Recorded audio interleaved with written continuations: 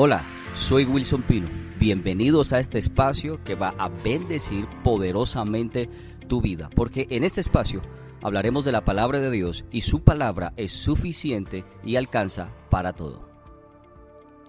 Bienvenidos a Más Profundo. Estaremos hablando esta semana de un tema que escribí tiempo atrás que tiene por título Rescatados de la Pobreza. Quiero que leamos un pasaje de la Escritura que está en Mateo 14. Vamos a leer del verso 22 en adelante, pero por el momento quiero que pongas tus ojos en el verso 27. El verso 27 dice: Pero Jesús les habló diciéndoles: calma, soy yo, no tengan miedo. En el contexto de esta palabra, los discípulos están en medio de unas agitadas aguas que golpean la barca, hay una tormenta en contra de ellos, y para completar el panorama, Jesús aparece en medio de la oscuridad. Ellos, pues ahora hay un doble terror porque parece que es un fantasma el que aparece, pero Jesús calma ese terror con estas palabras que apaciguan el miedo: soy yo, no tengan miedo. Porque siempre que te enfrentes a un nuevo desafío, esto es lo que va a aparecerte en el horizonte. Te va a aparecer el miedo, te va a aparecer el terror y te va a aparecer la angustia.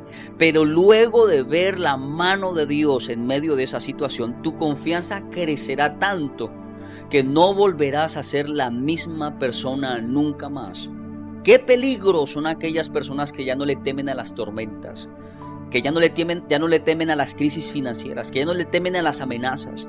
Porque una vez que tú has visto la mano de Dios, una vez que tú has probado la grandeza, tendrás hambre toda tu vida de mejores cosas. Y esto le sucede a la gente que se han vuelto pilotos de tormenta. Muchas personas en su lugar hubiesen renunciado, se hubiesen ido, se hubiesen escondido. Bendito el nombre de Dios por las personas que han atravesado estas crisis y han aprendido a ser valientes en medio de esas crisis. Pensemos en esto. Viajar a otra nación parece una tarea sencilla. Compras un ticket de avión y te vas y no sucede nada aparentemente. Pero lo que pasa es que cuando sales de tu zona de confort y te expones a otra cultura, te expones a otras cosas, sales de la situación donde tú te sientes tranquilo y te expones a cosas nuevas, tu mente empezará a crecer. Usemos el ejemplo del perdón. Las personas que han odiado toda su vida, que han tenido odio, amargura, resentimiento, ira toda su vida, y empiezan a transitar el camino de perdonar. Empiezan a perdonar y entonces empiezan a sentir una frescura en su mente, una tranquilidad en su corazón que nunca antes habían sentido. Lo profundo del perdón, el concepto profundo del perdón tiene que ver con esto. El perdón no cambia tu pasado, pero el perdón engrandece tu futuro. Y cuando una persona ha aprendido a perdonar o está en el camino de perdonar o está transitando el camino del perdón, va a experimentar cosas que van a cambiar su manera de pensar. Lo mismo sucede cuando nosotros confiamos en Dios, aún con temor, con miedo, con angustia y con terror. Nuestra vida no será la misma nunca más. El verso 28 dice: Entonces Pedro le respondió: Señor, si eres tú, ordena que yo vaya hasta ti sobre el agua. El verso 29, Jesús responde diciéndole: ven, dijo Jesús. Pedro entonces bajó de la barca y comenzó a caminar sobre el agua en dirección a Jesús. Pero al notar la fuerza del viento, dice el verso 30, tuvo miedo y como comenzaba a hundirse, gritó: ¡sálvame, Señor! Imagínate que esto parece un reflejo de nosotros. Hemos emprendido cosas y a mitad de camino nos hemos asustado y nos hemos rendido, nos hemos hundido, porque hemos perdido de vista nuestra confianza en el Señor, que Él ha dicho que siempre estará con nosotros. Él está al lado de nosotros y esa tormenta que tú estás atravesando no estás solo, el Señor está contigo. Quiero enseñarte dos cosas en este primer episodio de Rescatados de la Pobreza. Número 1, el éxito no es un suceso, el éxito es un proceso. Cuando tú lees la historia de Moisés, la vida de Moisés, por ejemplo, Moisés duró 40 años en el palacio, luego sale del palacio, dura 40 años en el desierto. Si tú sumas esos dos periodos de tiempo de Moisés, suma 80 años, pero fueron 80 años de preparación. Luego de que cumple esos años de preparación, entonces está listo para liderar al pueblo otros 40 años más en camino a la tierra prometida. Examinemos la vida de José. José fue vendido por sus hermanos a los 17 años. Esa historia la lees en Génesis 37. Él empezó siendo esclavo, luego fue acusado de intento de violación, luego estuvo preso hasta que se presentó la oportunidad de estar delante del faraón. Pero para ese momento José tenía 30 años, o sea, habían pasado 13 años de formación para salvar la vida del pueblo de Israel. Una película que he visto con mis hijas, que es una película que tiene una enseñanza muy poderosa, tiene por título La familia del futuro. Y saqué de ahí una frase que me impactó mucho, que dice: del fracaso se aprende mucho, del éxito se aprende muy poco. Tremendo. Me gustaría que me recibieras este consejo: celebra tu fracaso, porque con ello se construye el camino al éxito. Nunca vamos a ser exitosos si no entendemos que el éxito no es un suceso, sino que es un proceso de formación.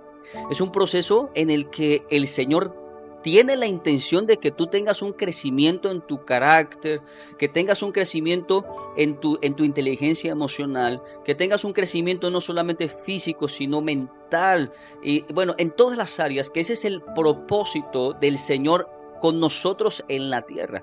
Número 2, el número 2 es muy poderoso. El número 2 es descubrir el propósito, vivir del propósito y vivir para el propósito. Vivir nuestra vida en base al propósito y no en base a las funciones. Y esto lo tengo que explicar porque esto también es muy poderoso. Las funciones de un padre, por ejemplo. Cuando hablamos de un padre, estamos hablando de que un padre tiene que proveer, cuidar, proteger, educar, corregir, instruir. Pero cuando hablamos de esto, no estamos hablando del verdadero propósito. Estamos hablando de las funciones, roles, responsabilidades de un padre. Estas palabras no hablan del verdadero propósito. Y si yo tengo que decirte cuál es el propósito de un padre, yo diría que el propósito de un padre es dejar un legado. Porque un legado es algo que tú dejas en alguien.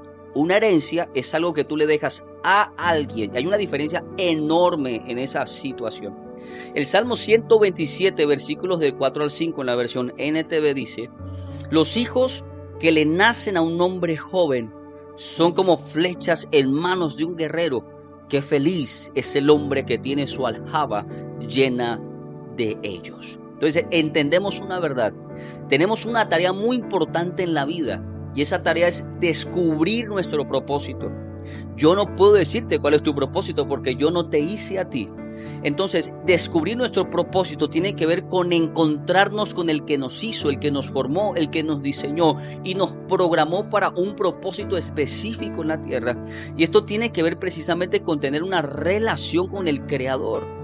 Todo lo que hacemos debe llevarnos a un lugar. ¿Cuál lugar? Cumplir nuestro propósito. Y hay una pregunta que quiero hacerte y es esta: ¿por qué para Jesús no fue importante hacer dinero? Porque el dinero es el medio, no el fin. Y entonces creemos que estamos en la tierra con el único propósito de ser ricos, con el único propósito de hacer dinero, pero esa es una falacia. Ese es un engaño del sistema, porque nuestro propósito va más allá de solamente los recursos materiales. Recuerda esta palabra: el dinero es el medio, no el fin. Entonces quiero enseñarte que para poder descubrir tu propósito hay que hacer dos cosas. Número 1, hay que entender que fuimos diseñados para tener una relación con nuestro Padre Celestial.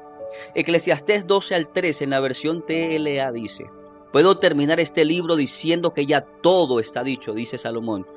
Todo lo que debemos hacer es alabar a Dios y obedecerlo. Cuando tú lees los textos anteriores a este texto, te das cuenta que Salomón había hecho de todo. El tipo se había dado a los placeres, se había dado a construirse mansiones y edificaciones, se había dado al intelectualismo, había hecho de todo lo que al hombre le pareciera era el lugar donde encontraba su propósito y su felicidad. Pero luego él escribe este texto, el versículo 13, y dice: todo lo que debemos hacer es alabar a Dios y obedecerlo. Entonces el camino a tu propósito, al descubrimiento de tu propósito, tiene que ver con tener una relación con el que te creó, con el que te hizo. Porque una vez que tú descubres tu propósito, tú nunca trabajarás. Y lo que quiero decir esto es: cuando tú trabajes, amarás tanto tu trabajo que eso para ti no será un trabajo, sino que para ti será algo que te da placer, porque ahí está tu verdadero propósito. Y número 2, fuiste dotado de habilidades y talentos para cumplir con funciones específicas en la tierra. Una vez que tú entras en ese camino de tu relación con tu Padre, que es el camino al propósito, al descubrimiento de tu propósito, vas a descubrir que también hay habilidades, dones y talentos que vinieron con el paquete completo, vinieron contigo, están dentro de ti. Descubrirlos es una hazaña maravillosa, es un autodescubrimiento poderosísimo, pero todo esto tiene que ver con la relación que tenemos con nuestro Padre Celestial. Quiero motivarte en este momento para que tomes la decisión de dar el paso, de tener una verdadera relación y comunión con tu Padre. Quiero terminar haciendo una oración y quiero que me ayudes y que tú me sigas en esta oración diciendo: Señor, ayúdame a vencer el miedo en mi vida, a vencer la angustia, a vencer el terror que me da emprender, arriesgarme. Porque yo entiendo que cobarde es el que se queda en la barca, valiente es el que lo intenta, aún sabiendo que puede perder. Pero entendemos, Señor, que de todas formas tú estarás con nosotros, serás nuestra ayuda, nuestro soporte.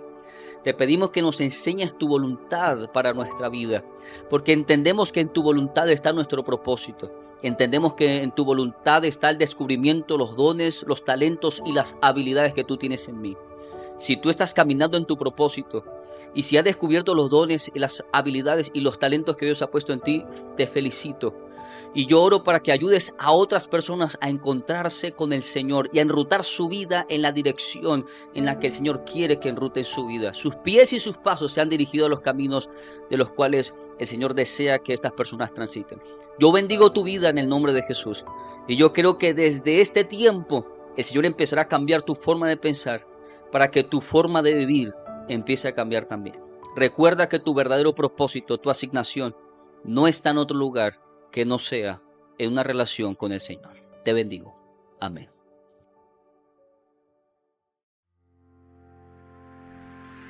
Gracias por haber escuchado este mensaje que se ha bendecido tu vida. Te invito para que nos acompañes a nuestros servicios presenciales y para que nos sigas en las plataformas digitales. Ahí encontrarás más contenido que va a enriquecer tu vida. Gracias.